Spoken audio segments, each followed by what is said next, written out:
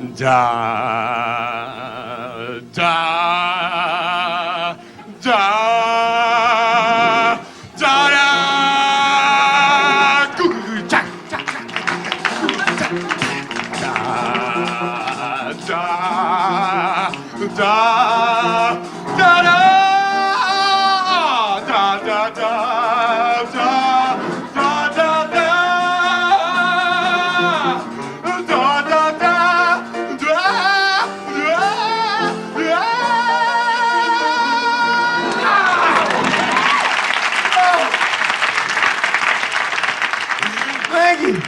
Thank you very much. I always open with a little something by a guy named Richard Strauss called 2001.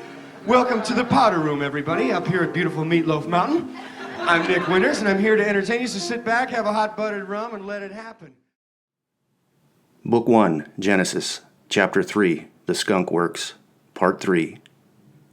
I knew about the Roswell incident. I knew about Roswell even before Paul's earlier, lengthy front porch dissertation evolved into my We Are Not Alone story. The supposed 1947 crash of an alien spaceship near that small New Mexico town was a seminal event in UFO mythology. The aliens told our government they needed to test our atmosphere to make sure they could cohabitate with us. And the Army was drooling over their technology, Paul continued. So we struck up a contract, put them underneath various military installations around the country in exchange for their technology. Paul drilled a napkin-draped pinky finger into his right nostril and told me our interstellar guests were now reneging on the deal. I was humored and impressed by this wanton disregard for decorum. Could an alien biological experiment on a human be any more repulsive than the nasal excavation Paul had just performed? I couldn't know for sure. I only knew the rednecks' planning meetings at Acorn were nothing like this conference. The government now realizes things have gone terribly wrong, Ted pronounced gravely. The aliens are abducting humans and performing experiments on them. Some horrible, horrible, fatal shit. Can we sue them for breach of contract? I asked, trying to lighten the mood. Nobody laughed. A lawsuit isn't an option, Paul answered somberly. Our only hope is to get out before the shit hits the fan. Believe me, we don't want to be here when that deal goes down. Global war with aliens wasn't Paul's only scenario for Armageddon. His anticipated population purge might even have a decidedly religious flavor, featuring a staged second coming of Jesus Christ, the Prince of Peace himself. Since they held most of our money and claimed to any future wealth we would produce, our government possessed the technology to project a 10,000-foot hologram of a bearded Charlton Heston over every major city on Earth. Paul's idea for a Hollywood-style production of Final Prophecy was blessed with simple beauty. The script was already written. I am the Alpha and the Omega, who is and who was and who is to come, the Almighty. And the Holocaust survivors would be left clutching their good books, knowing the Word of God was true. A sense of remorseful duty would prevail in the aftermath, and the human race could begin anew, except this time without the useless eaters targeted for death by Lindemann's Olympians. Chuck, look, I could be wrong about all this, but I don't think I'm that far off the mark. There is so much misinformation and disinformation and lies and outright bullshit that nobody can really say for sure just exactly what's happening. Do you see what I'm saying? But something is occurring. That's why we're seeing so much about alien abduction in the media. We are being conditioned to accept the reality of aliens, whether they're real or not. And just between you and me, they're real. Coming up now, it's coming! It's coming! Ted was squealing with mock orgasmic delight. It's coming! Ah! He sat rapturously before the 5-inch screen, a pencil poised to record the specifications of a simulated rocket flight. Speed, altitude, thrust, burn time, these representative numbers would flash only briefly on the monitor, and the absence of a printer meant no keystroke could produce a hard copy. Ted had the option of retrieving any missed data by running the program again, but he had already been at the keyboard helm for almost an hour. I wasn't sure we had enough time to repeat the sequence, with the doomsday clock winding relentlessly down.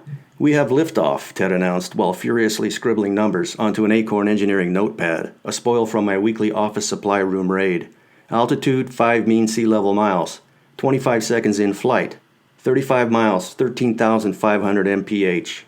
I got up and peered over Ted's shoulder, but all I saw were flying black digits against the green sky, a miniature keyboard caught in the grip of an electronic grand mal.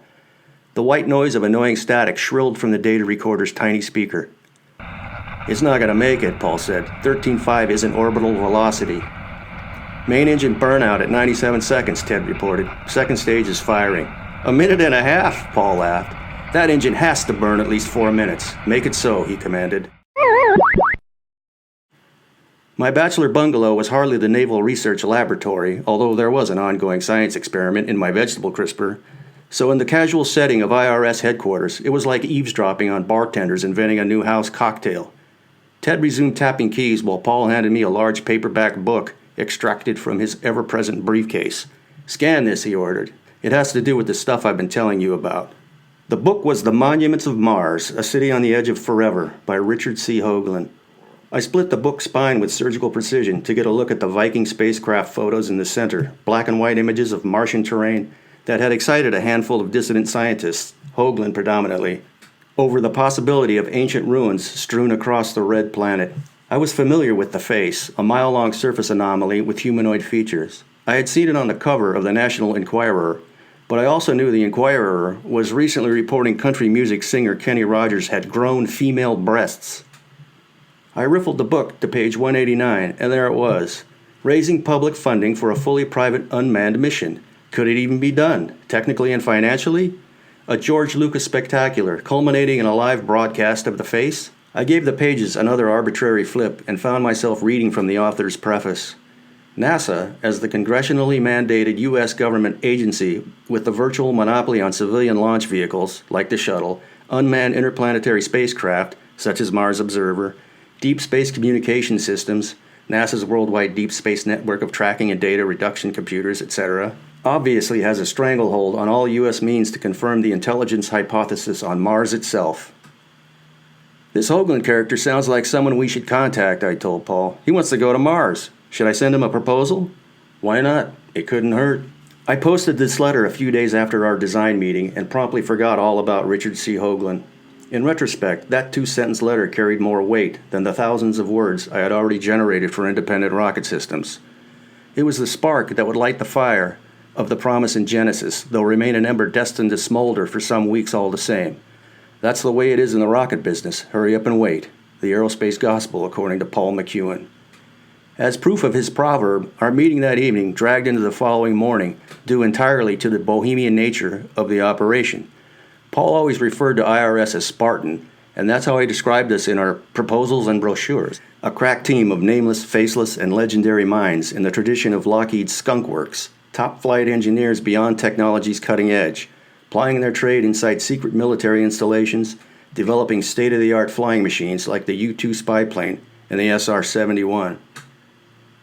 Whatever our description, we were trying to make something out of nothing, with absolutely no regard for probability. A spaceship from thin air. In this race for survival, there was no room for pragmatism, only romantic solutions. Anything is possible. Finally, just before sunrise, the old TI computer regurgitated the specifications to loft 6 communication satellites 300 miles above headquarters, now littered with wadded paper balls, greasy pizza cartons, and empty beer bottles. I even had a few drinks myself, falling off a 9-month sobriety wagon, but what the hell? I was adopting a new outlook on life and death. An exhausted Ted, without objection, christened our new paper rocket Olympian, duly named as a Davidian slingshot to the Goliathan forehead of our ruthless puppet masters. After raising a celebratory glass, Paul handed me a paper napkin that was still absorbing information he had scrawled in ink.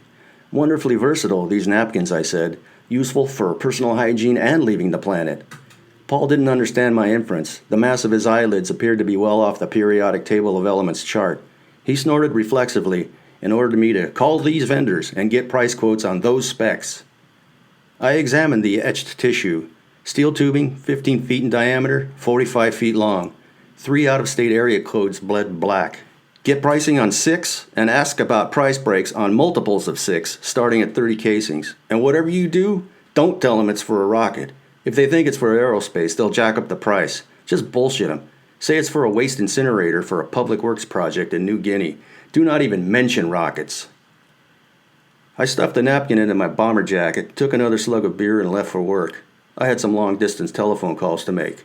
Christ, I hate Mondays.